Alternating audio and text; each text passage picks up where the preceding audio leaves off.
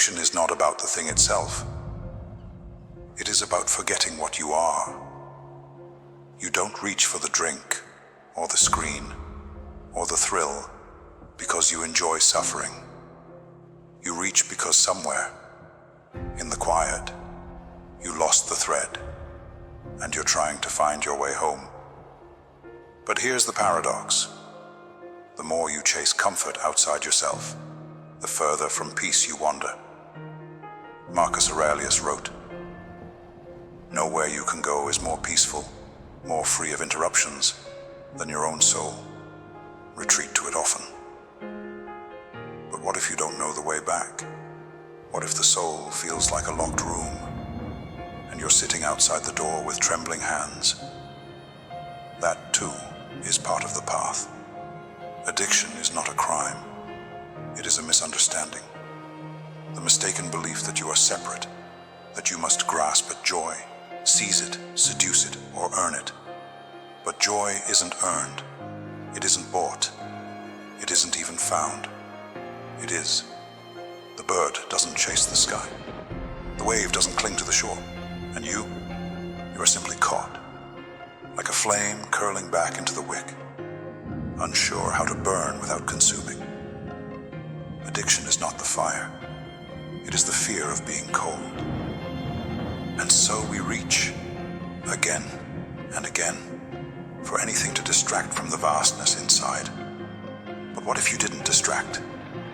What if you stopped and turned to face that vastness? It would not consume you. It would welcome you.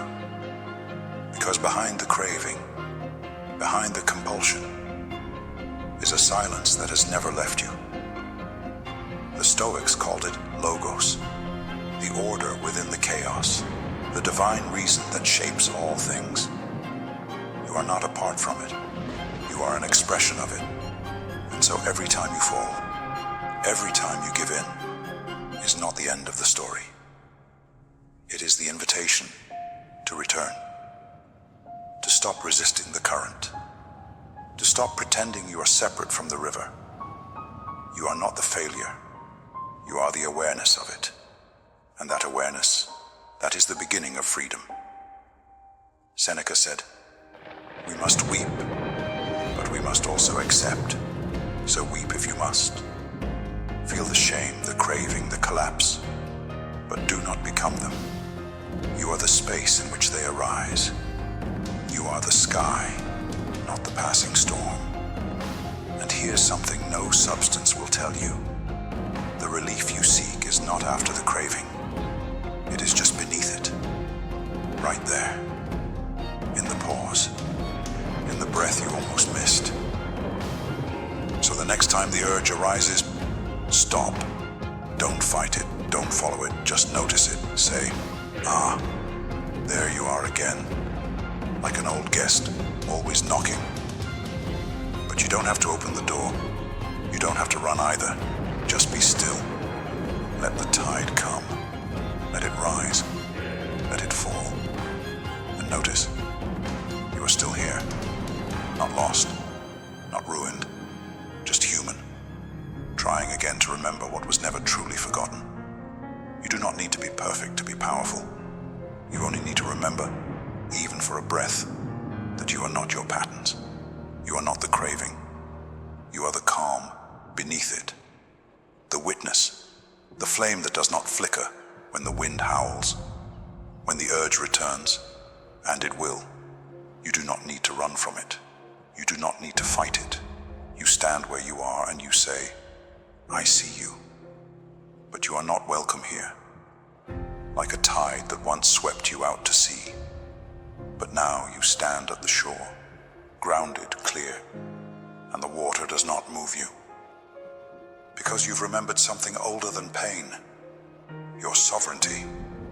You've remembered that the soul cannot be owned, not by a bottle, not by a screen, not by any temporary promise of escape. You do not need escape. You need presence. And presence is not built. It is uncovered. The Stoics knew this. What you are seeking is already within you, covered perhaps, but never absent. Marcus Marcus Aurelius wrote, "Dig within. Within is the wellspring of good, and it is always ready to bubble up if you just dig. Not with judgment, not with shame, but with patience, with curiosity. Every fall you've had, every relapse, every moment you've whispered, 'I failed again.' They were not failures. They were invitations, each one saying, 'Not this way, come back to yourself.' And now, you are answering. Because deep in your bones, you are beginning to sense the truth.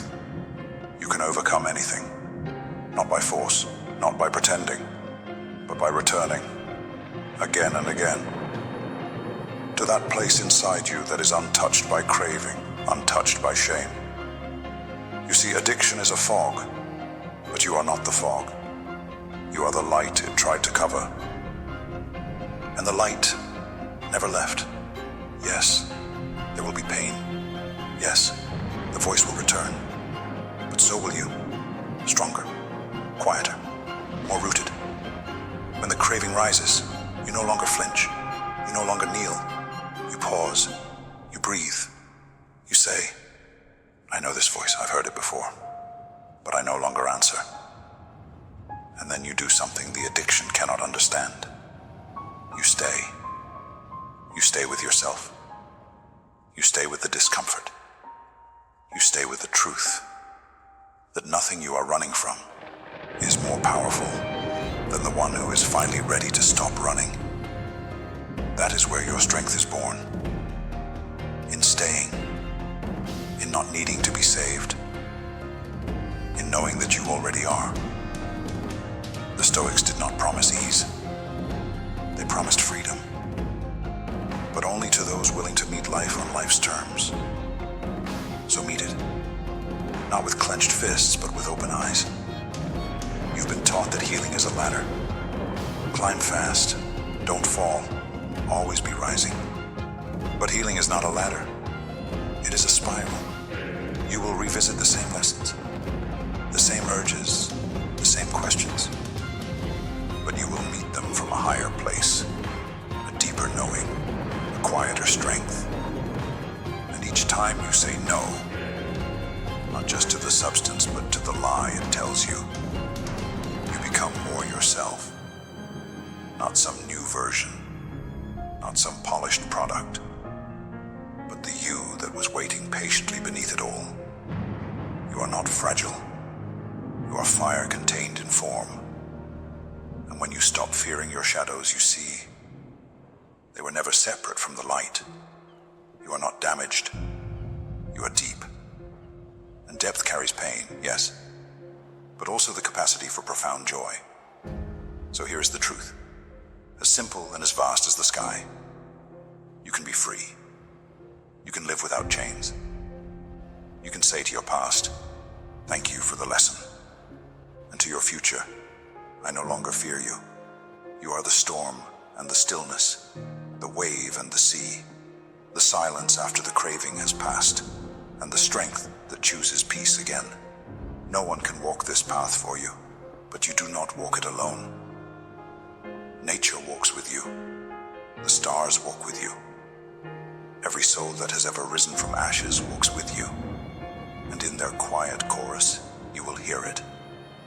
The truth, whispered like a prayer. You were never powerless.